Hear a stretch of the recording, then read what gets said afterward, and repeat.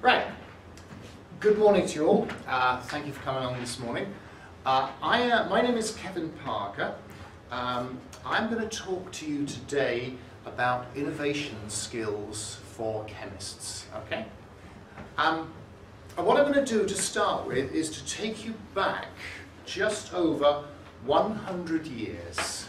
Here is a city that we know well. This is Edinburgh in 1900. And you can see that things have changed a little bit since then. For one thing, they have a tram system that worked in 1900.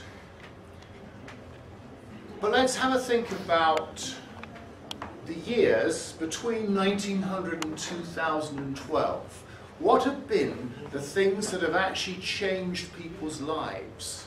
What have been the technologies that changed people's lives in the last 100 years? Because it's my contention that chemistry is absolutely the central discipline.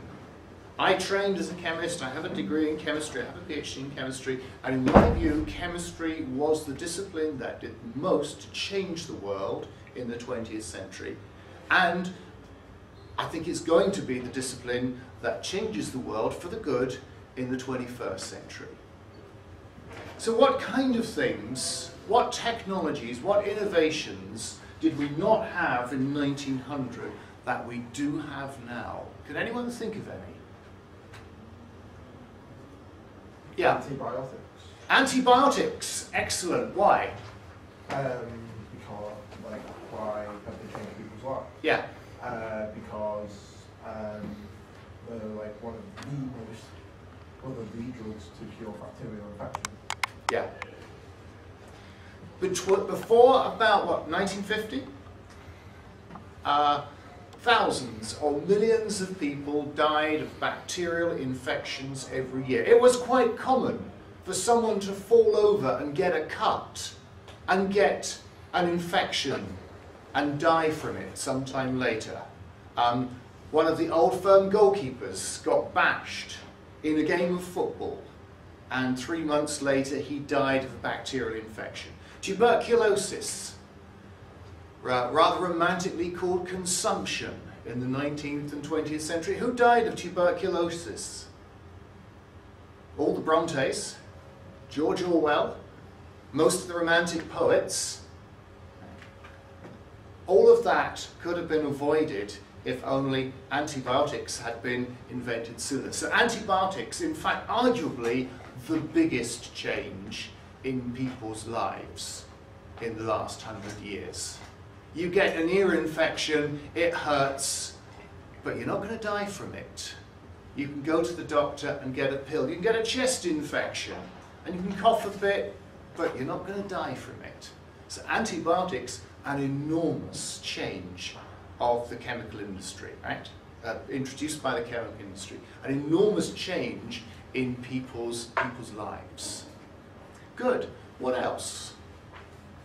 What else has changed? Cars. Sorry? Cars. Speak up. Cars. Cars. Excellent. Yeah, because we have horses there. So how do cars work? They work on fuel, right? What is a car engine?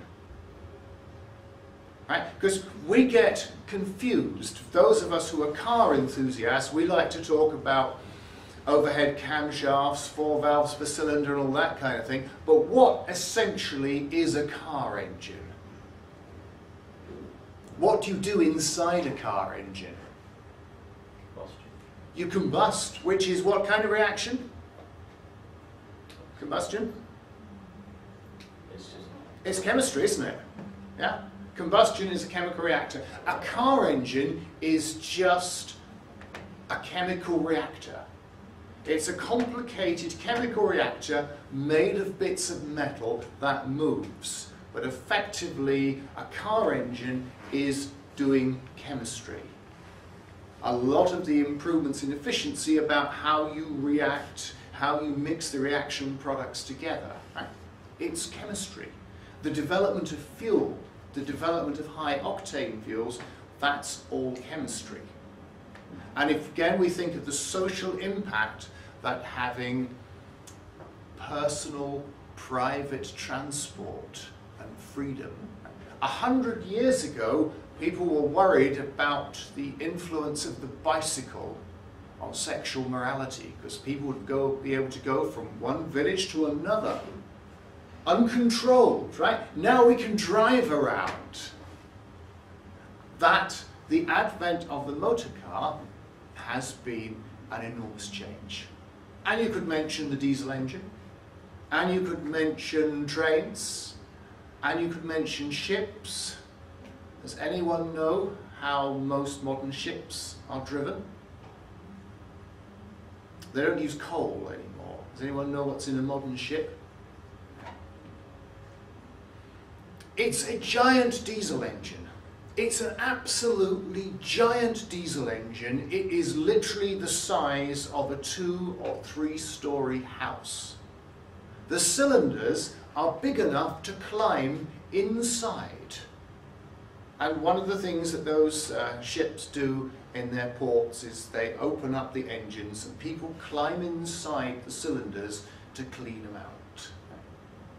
What does globalization and the global economy depend on? It depends on cheap shipping.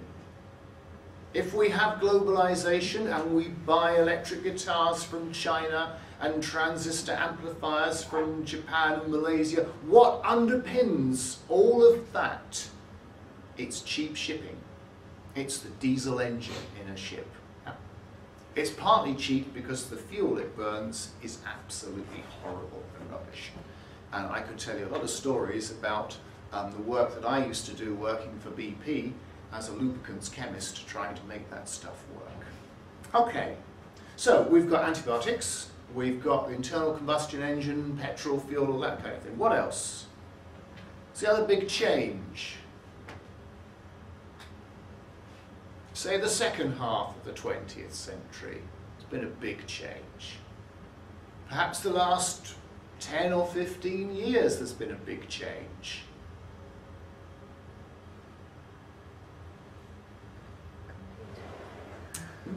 Computers. Computers, yes. And what underpins the computer? What was the invention that underpinned the computer?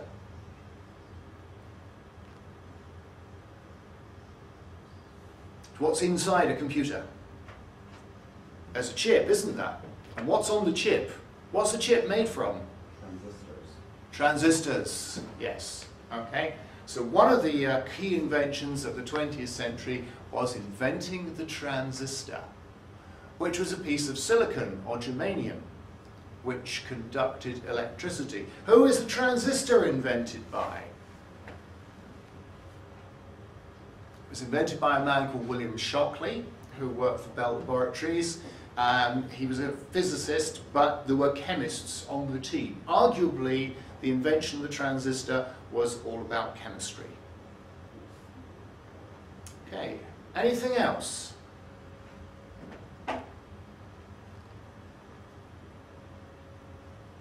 If I started to look at my, my clothes, some of the things that you're wearing today. Artificial fibers. Artificial fibers, that was what you were going to say as well, was it? Artificial dyes. Artificial dyes. Artificial dyes, yes, although some of them actually were even earlier, with the 19th century, but colours, artificial dyes. Artificial fibres, Lycron, rayon, Kevlar, all those kind of things. Did you know Kevlar? Kevlar was invented by a lady chemist. And you have thanks to her for your bulletproof underwear. So dyes, fibres, right? All those things, it's all chemistry. Without chemistry, we wouldn't have antibiotics. Without chemistry, we wouldn't have the transistor. Without chemistry, we wouldn't have fuel. What do most of our power stations depend on? Gas. Yeah, gas, coal, nuclear power, right? These are all chemistry problems.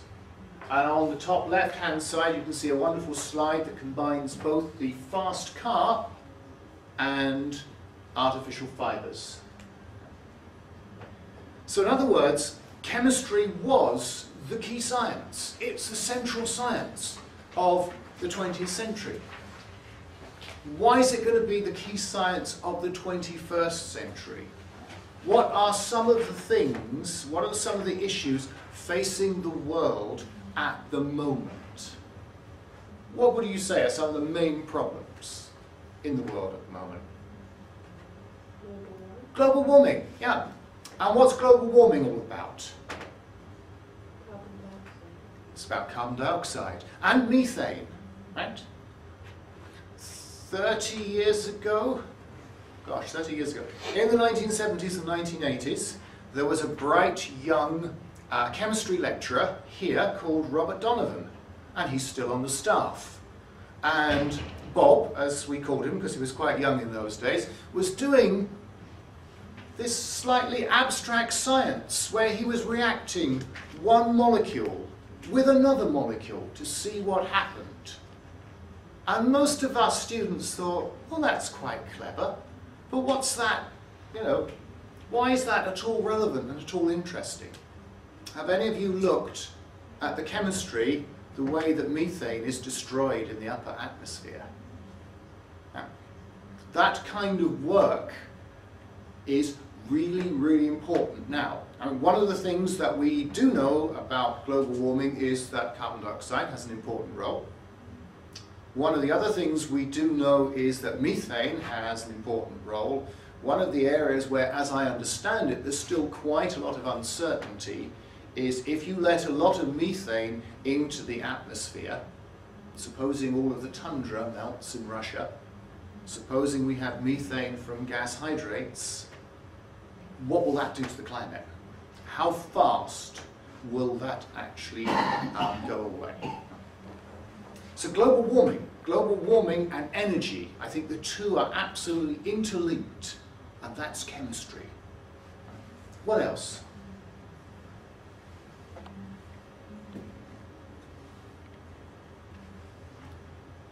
Antibiotic resistance. Antibiotic resistance. We've been very good at making antibiotics, and now we're sort of more or less proving the theory of evolution as applied to bacteria. The bacteria are evolving more quickly than we can bring out new antibiotics.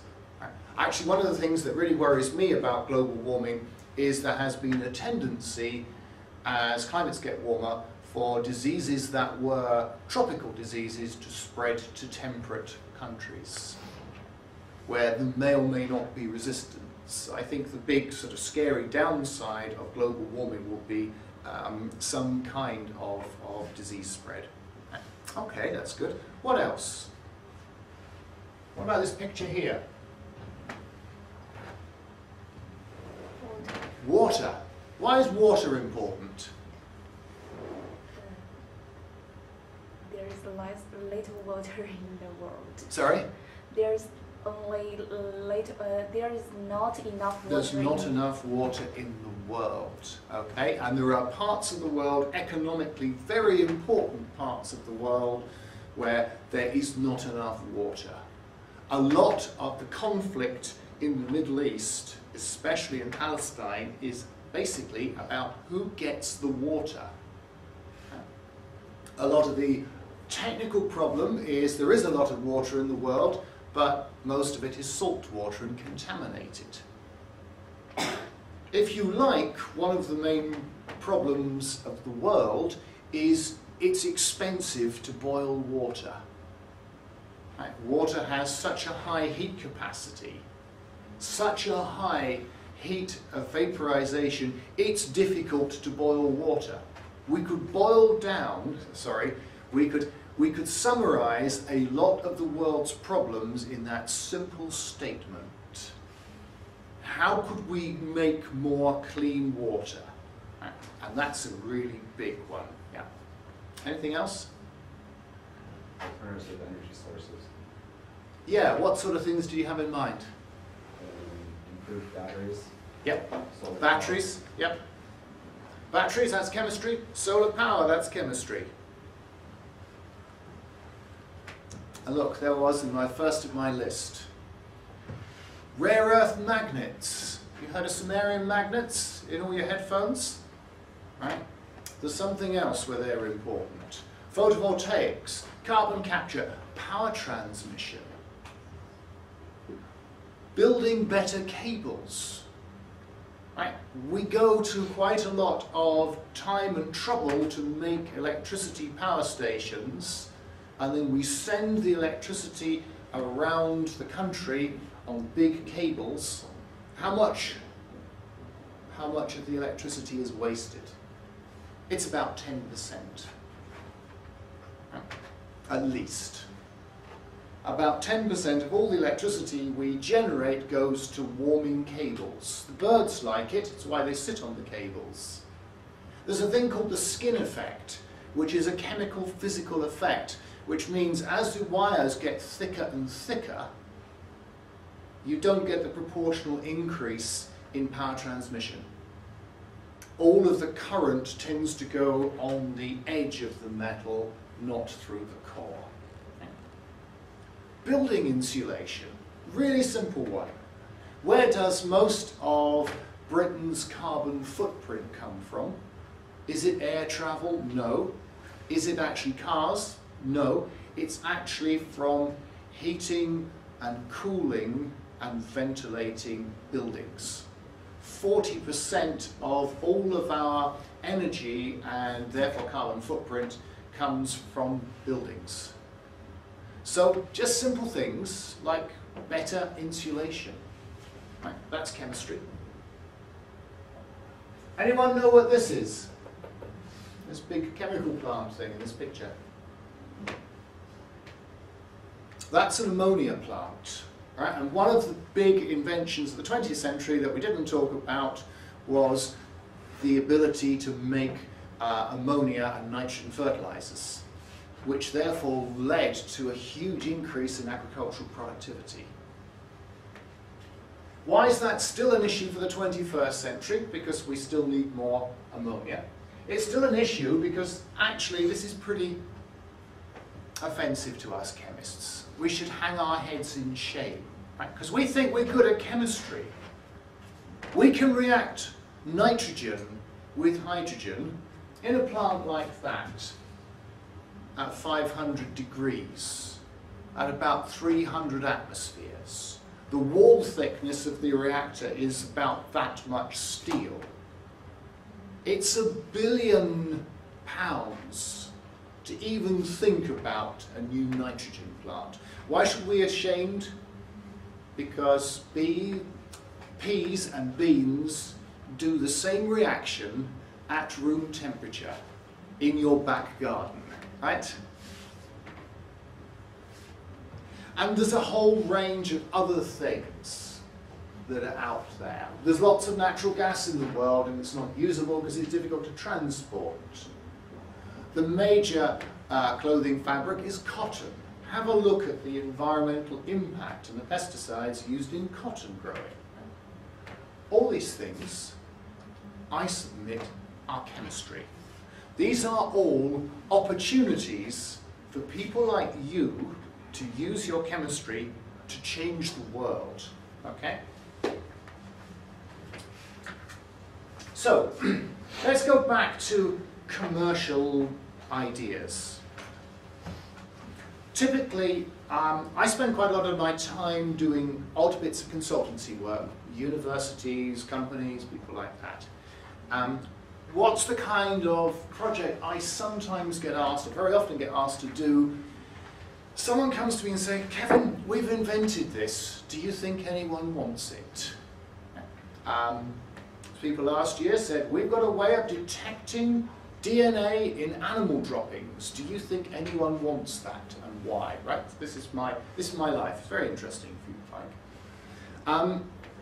And because I don't actually know very much about DNA, or information technology, or any of these other sciences, I can't answer that question just by using the science. I have to use something else. So what I'm going to show you is the kind of technique that I use for analysing the I've invented this, is it of interest to anyone? And I'm going to take you to the late 1990s, to an industry I do know well, which is the fuel industry. This isn't BP, this is Esso. And Esso have invented the very first fuel pump that works with a credit card. So you could stick your credit card into the fuel pump and just get your petrol. Now this is 10 years ago, so there's no chip and pin. In fact, actually most American credit cards still don't have chip and pin. So they've had to do quite a lot of clever things with magnetic strip recognition, reading the strip. They've had to develop new software. They've had to develop various sort of algorithms, various way of linking the credit card and the fuel pump back to the bank. And then of course they've got to build quite a lot of safety mechanisms in there. You've got electric devices sitting on top of something which is dispensing very large quantities of extremely inflammable liquid. And you know, you go into a gas station these days and they say, turn off your mobile phone.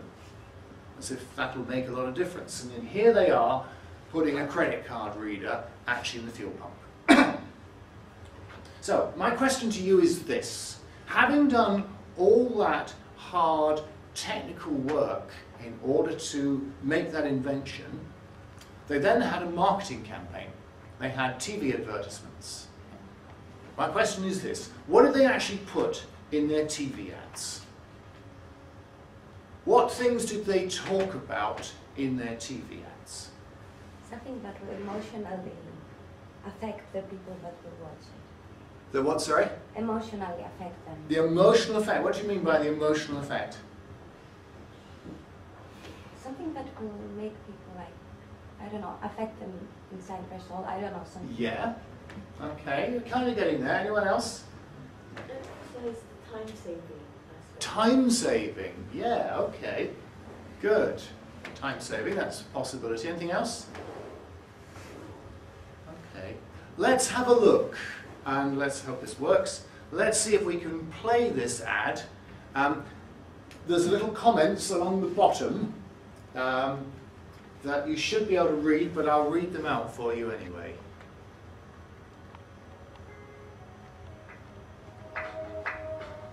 Why aren't we home yet?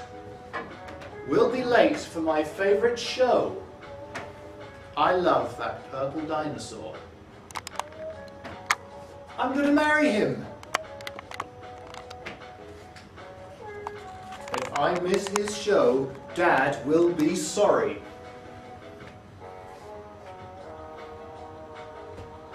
Isn't she adorable? Okay, so time saving. Right? What have they advertised?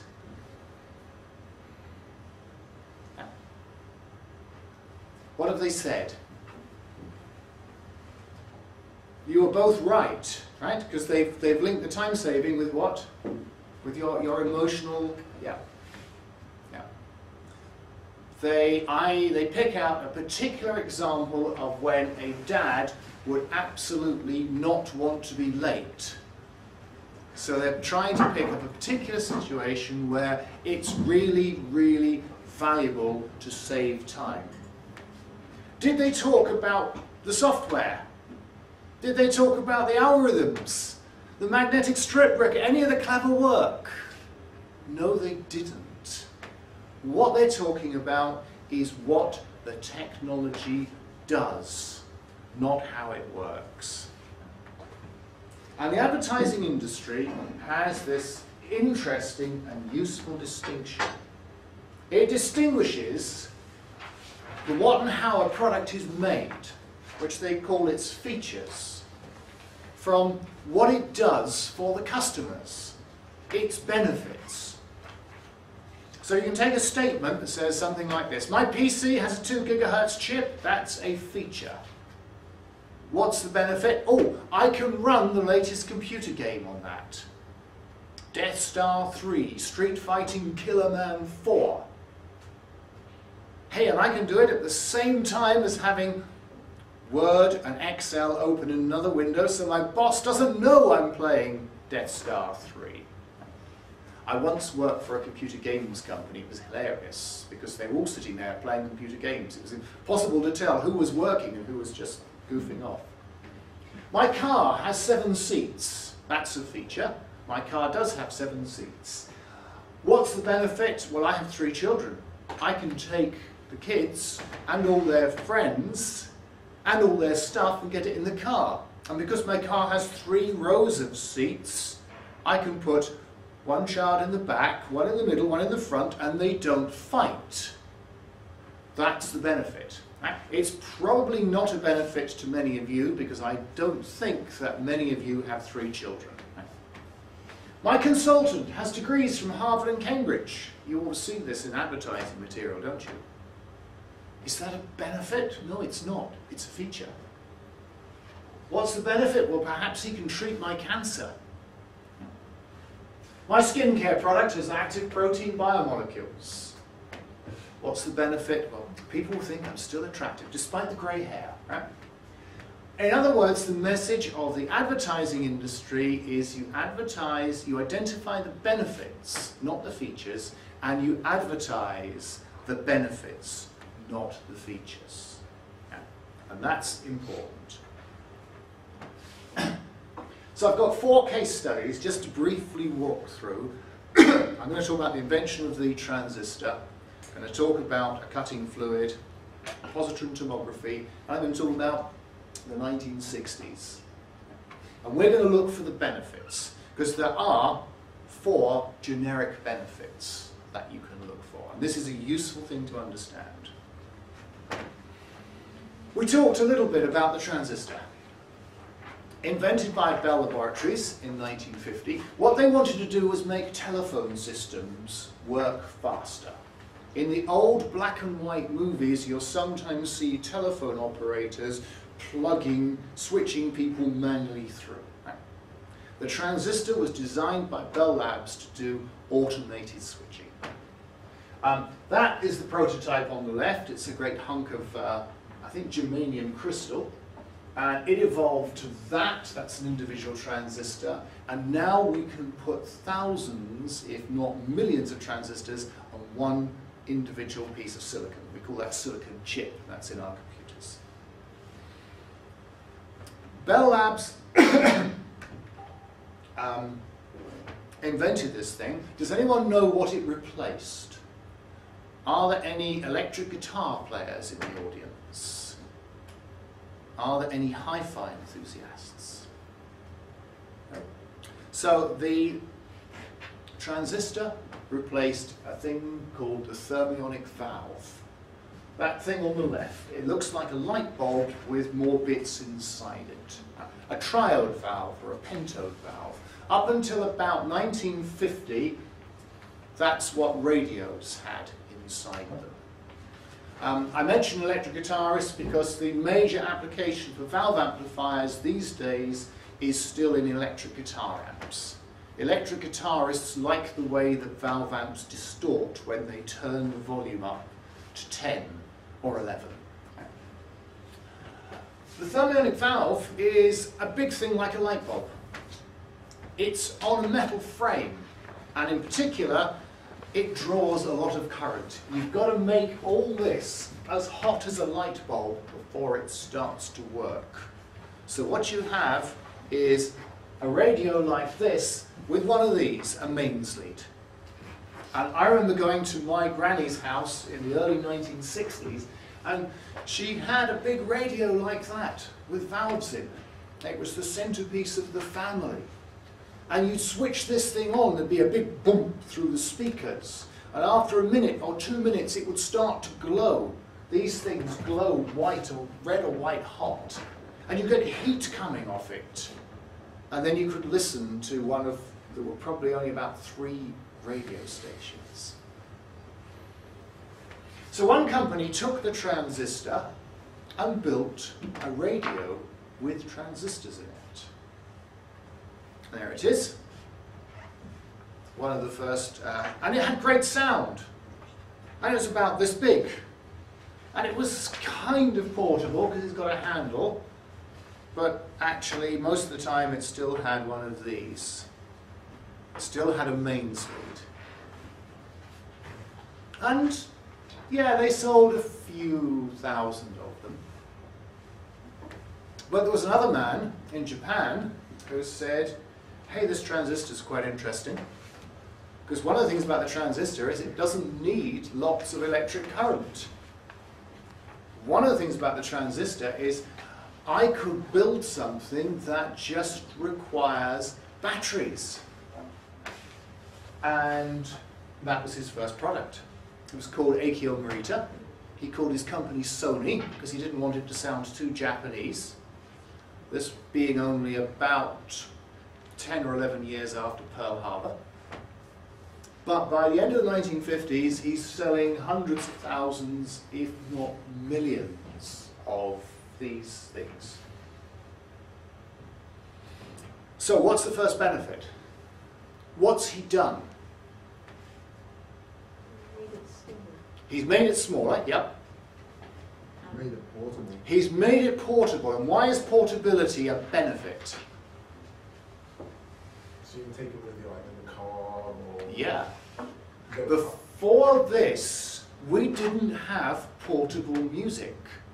It's almost inconceivable to think of now, but you did not have portable music. If you wanted to listen to music outdoors, well, you probably took your musical instrument outside.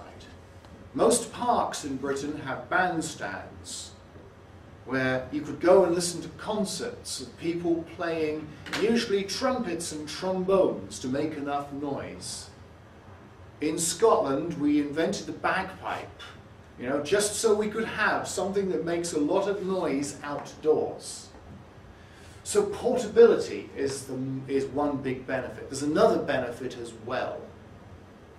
What do all teenagers take for granted these days?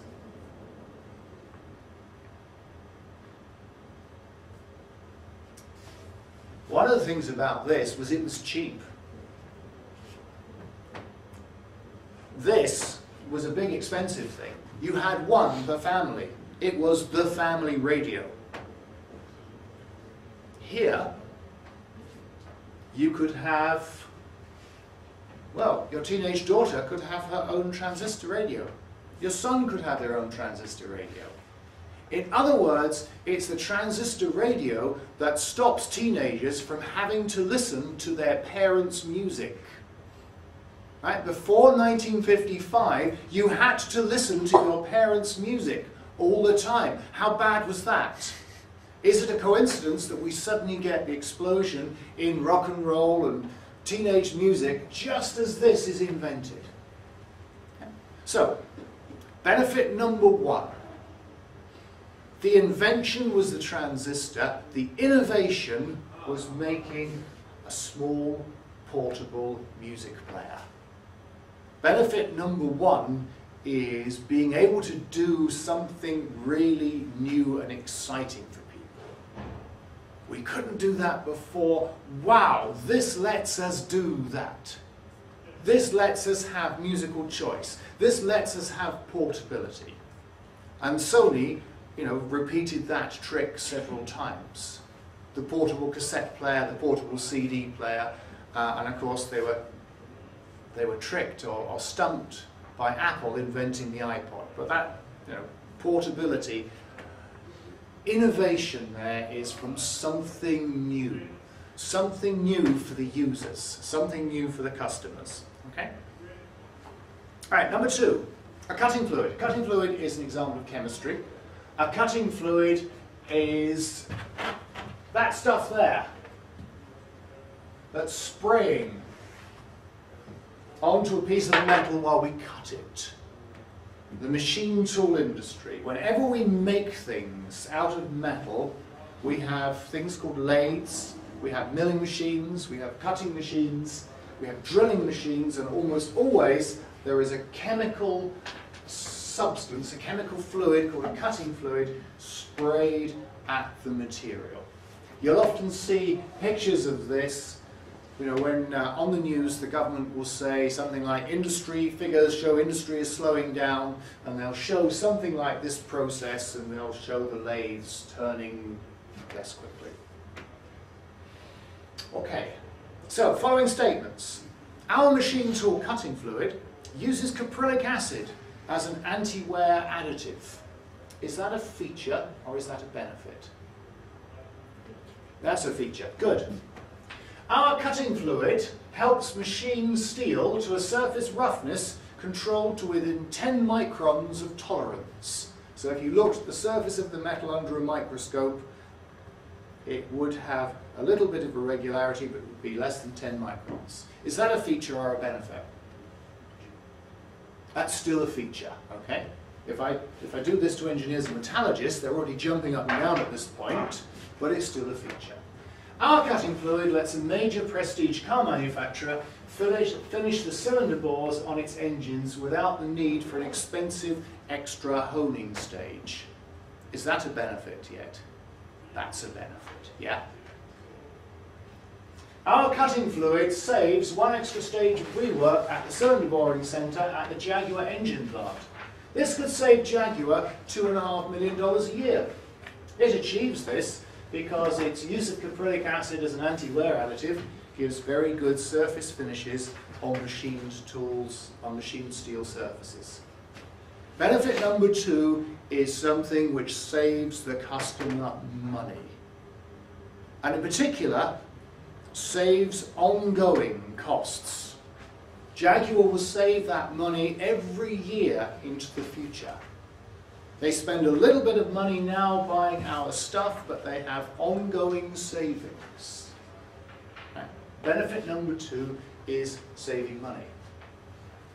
Incidentally, what I've just given you here is pretty much an elevator pitch. Our cutting fluid saves an extra stage of rework at the cylinder boring centre at Jaguar. Oh, that's good. You can save money for Jaguar. I've heard of them. How much? $2.5 million? Wow, that's good. How do you do that? Well, because we use this clever stuff called caprylic acid. Right? That effectively is an elevator pitch. All I'm asking you to do is produce 5 of those. You know. Okay, next one. Anyone heard of positron tomography? Yes, okay, and you'll know that it uses radiochemicals. We can give someone radiochemicals, we can analyze the beta particles coming out, we can build up a picture. It's like MRI, except it's pictures, images of living and metabolizing organs. One of the applications is it has the potential to replace diagnostic surgery. In particular, patients who get breast cancer. The primary tumours from breast cancer are fairly easy to detect, basically by inspection. The secondary tumours, if the cancer spreads, tend to go into the lymph nodes under the shoulder. What tends to happen now is, in order to check to see whether the cancer has spread, there's an operation, right? Invasive surgery. And that's much worse than anything they do to the primary, because it's cutting through these big shoulder muscles here. That is a much more invasive, much more intrusive, much more expensive process. And about half the time they do that surgery, they discover that the patient was clear. So the good news is you don't have cancer in the shoulder. The bad news is we cut your arm open. The bad news is that you're in hospital. The bad news is that costs £5,000 for each operation. The bad news is there's a chance of you getting infections because of antibiotic resistance. If we could replace that operation with a diagnostic technique, a non-invasive one, that would be a benefit, wouldn't it? Right. So benefit number 3 is, can we make people's lives easier? We have a difficult, painful, expensive process. Can we make that process safer, less painful and easier. Right? So generically, can we make people's lives easier? Okay. All right. Fourth benefit. Fourth benefit is a bit more subtle, because sometimes people say to me, all this stuff, it's fine for industrial products, industrial marketing. What about consumer products? You know, we don't buy consumer products just because they save us money. Yeah? We buy consumer products because they look nice and shiny. I was talking last year to a lecturer in fashion design. And she was talking to me about the 1960s, which is an era I do recollect. In the 1960s, we had arguably two great innovations. We had a lot of music, but we also had the mini car, and we had the mini skirt. And last week, did anyone hear Radio 4 last week? They were interviewing Mary Quant, who was the inventor of the mini skirt. The mini skirt, what she said was absolutely crucial in the invention of the mini skirt was the fabrics, was the polymers, was the polyesters. Right? It wasn't so much the skirt itself, it was that no one would wear a mini skirt without wearing tights. And what Mary Quant had to do was to go round lots of stocking manufacturers and persuade them to make tights so she could sell her mini skirts. And to make tights, well, you had to use artificial fibres. Right? So the polymer industry underpinned the invention of the miniskirt. The chemical industry also underpinned the invention of the mini car. The mini car was small and compact. It had the engine turned round at 90 degrees. In order to save space, it had the gearbox actually inside the engine. In order for that to work, they had to develop a whole series of new oils and lubricants. Right? So we have two inventions here, the mini car, the mini skirt, underpinned by technology, but that wasn't why people bought them. Again, talking to this fashion lecturer, she said, actually, people bought minis because they felt good about driving in a mini. People wore miniskirts because it made themselves feel good about themselves. It made them feel fashionable. It wasn't to get young men looking at their legs, although that was apparently a good side effect. It was what it did for the way you felt about yourself. We buy things that make us feel better about ourselves.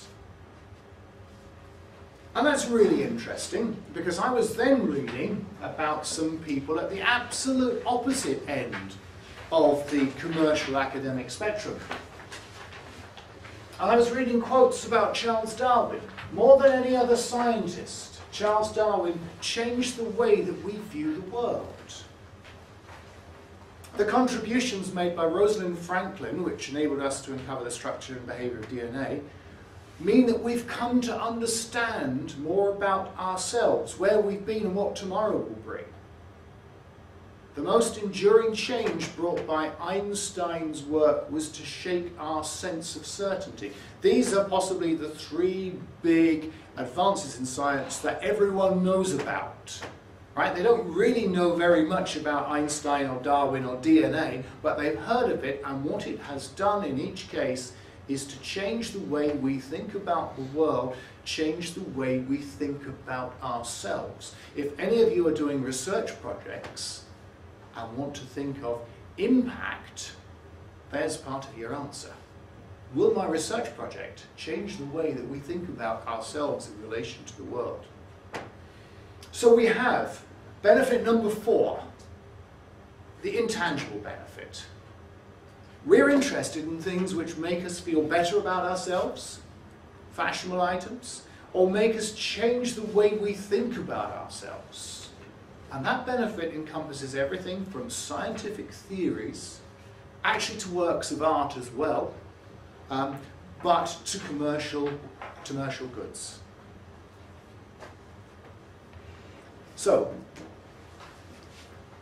What can we say about benefits? Benefits can result from features. Right? Features are not benefits in themselves. It is not a benefit that my computer has a terabyte of memory. It's not a benefit that my car has a 16-valve engine. It's what it lets me do. And it's very easy to see this looking at other people's technology. It sometimes is more difficult looking at your own. A feature may benefit one user, but not another, right? Not everyone needs a 7-seater car. One of the interesting questions is, how good do we have to be in order to deliver a benefit to a customer? So for the radio, how portable is portable? Has it got to be that big or that big? If it's portable with 2 hands, does that work? Has it got to be something we put in a pocket? So there is usually some kind of technical target that we have to reach, not for its own sake, but to actually deliver the benefit. I can go back to the example about cutting fluid, and I can say that if Jaguar cut out one stage of work, they will save $2.5 million. They either save $2.5 million or nothing. They either cut out that stage of work or they don't. You can see along the bottom that, perhaps 10 microns is the target. It might be that we start at 100 and get to 12, but it's not good enough. We've done a lot of technical and scientific work, but not quite enough to get the benefit. It might be, though, that we actually were at 12 anyway and just had to get to 9. One of the things that's important to know is how good do we have to be to get the benefit? Where are we starting from? Are we here? Or are we here? And in lots of cases, I find research projects that are actually already here saying, oh no, we must improve before we let it get on the market. And sometimes I'm saying, actually, no, you don't need to do that. So, features and benefits are not the same. A feature may benefit one user, but not another. We need to identify how good our feature needs to be. And there are 4 types of benefit. Benefit 1 is doing new things, like the transistor radio and portable music. Benefit 2 is saving money, like the cutting fluid. Benefit 3 is making life easier, like the positron tomography. Benefit 4 is changing our ideas about ourselves, like the miniskirts and the mini car. And your challenge for the rest of today and part of tomorrow is to look at the 5 projects that we've given you and apply this reasoning. What are the potential benefits that could come from those technologies? Yeah. So my last slide is this. How do you innovate? Companies want to recruit people that can innovate. And the first thing you have to understand is that technology is not commercially interesting in itself, it's what you can do for people. You need to use your unique technology to do something interesting for the people that are going to use it, the people that are going to pay for it. And you need to be able to spot when your technology is in a position to do that. You need to communicate that opportunity to other people who will not necessarily be chemists.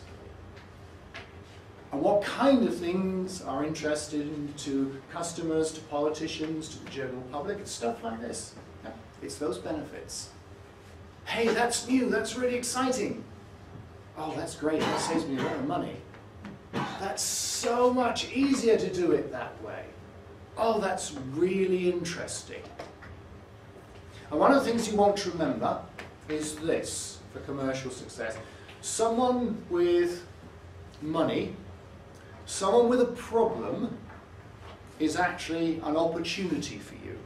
All those things that I talked about at the beginning of the lecture, water shortage, global warming, climate change, energy supplies, there are people there with money, there are people there with a problem.